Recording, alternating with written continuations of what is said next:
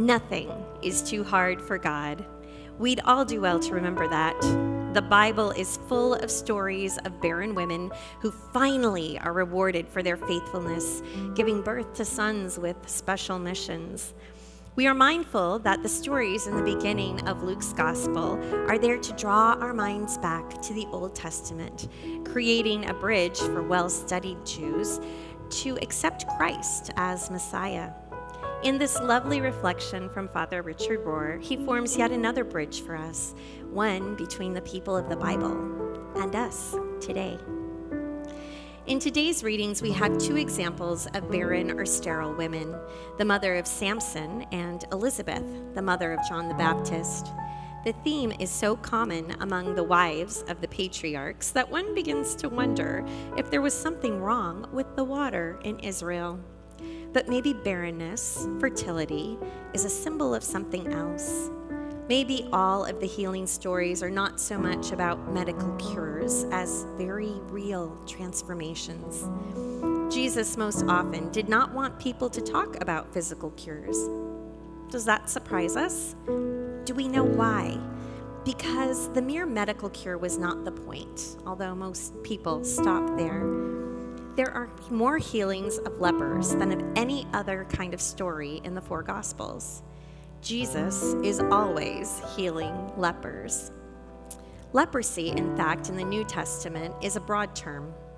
It doesn't really mean what we would call Hansen's disease today.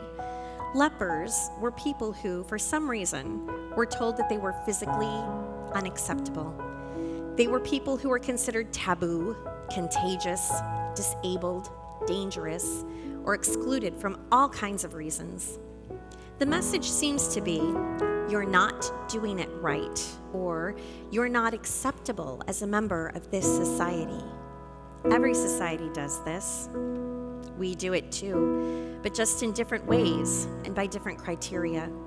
When Jesus receives the lepers, he always touches them, and often he leads them or sends them to a new place.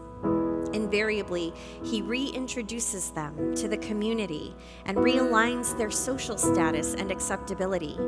He pulls them back inside of social acceptability. That is the healing. The lepers are no longer disposable. The gospel text also emphasizes Jesus' physical contact with the lepers, which, of course, makes him ritually unclean. Jesus' compassion is finally also an act of solidarity with the lepers' pain. He changes places with them, as it were. In several places, the gospel makes this explicit when it says that Jesus himself cannot now enter the city. Barren women and lepers are, of course, stand-ins for all of us as classic before pictures. Fertile women and realigned lepers are also stand-ins for all of us as triumphant after pictures. Authentic God encounters make us all spiritually fertile and humanly connected. Today, let's ask ourselves, do we know anyone on the outside, living as one rejected or outcast from our community? What can we do to bring that person back into light, love, and wholeness? And are we willing to take that step with them?